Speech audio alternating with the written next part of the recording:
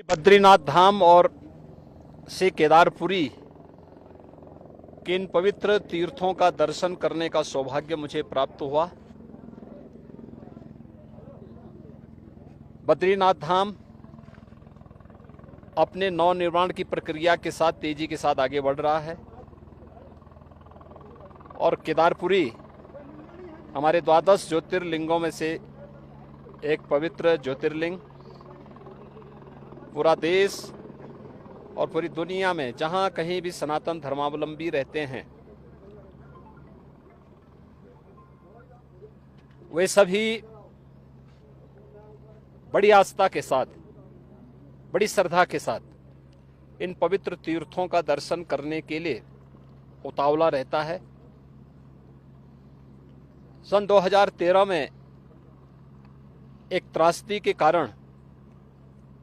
केदारपुरी एक आपदा की चपेट में लगभग आ चुका था, लेकिन स्थानीय लोगों के आत्मविश्वास, देश के यशस्वी प्रधानमंत्री आदरणीय मोदी जी के दृढ़ संकल्प और उनकी प्रेरणा और मार्गदर्शन में आज उत्तराखंड के हमारे दोनों ये पवित्र तीर्थ धाम एक नई आभा के साथ नए भारत की एक नई तस्वीर को प्रस्तुत कर रहे हैं। विरासत के प्रति सम्मान का भाव यही है। किस पवित्र भावना के साथ लाखों की संख्या में श्रद्धालु इन पवित्र तीर्थों में आ रहा है, वह हम सब के लिए एक नई प्रेरणा भी है और एक नए भविष्य की ओर हम सबका ध्यान आकर्षित भी करती है। स्वाभाविक रूप से समयबद्ध ढंग से मानक की गुणवत्ता को बनाए रखते हुए जिस तत्परता के साथ यहाँ पे कार्य चल रहा है, प्रधानमंत्री मोदी जी के प्रति उत्तराखंड के माननीय मुख्यमंत्री जी और उनकी पूरी टीम के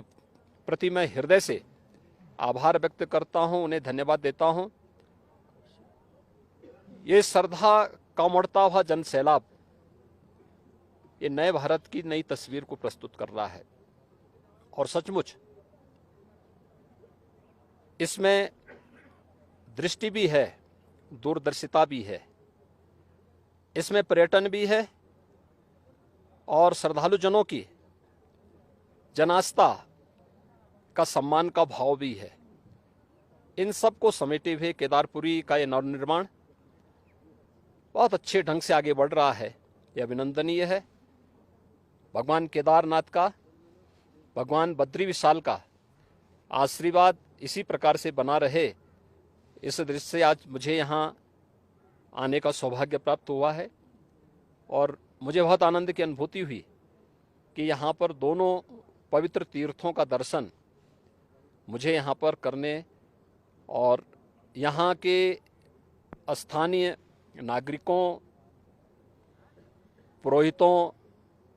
तीर्थ पुरोहितों के साथ साथ व्यवस्था से जुड़े हुए सभी पदाधिकारियों का, जिन भी यहाँ पर आने वाले जितने श्रद्धालु हैं उनके मन में कितना उत्साह है,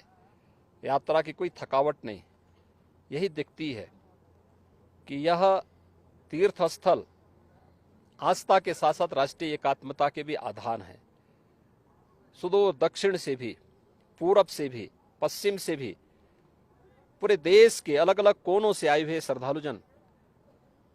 हमारी राष्ट्रीय एकात्मता का नया दर्शन भी कराते हैं। मैं उत्तराखंड सरकार को इस सुविधा के लिए हृदय से धन्यवाद देता हूं।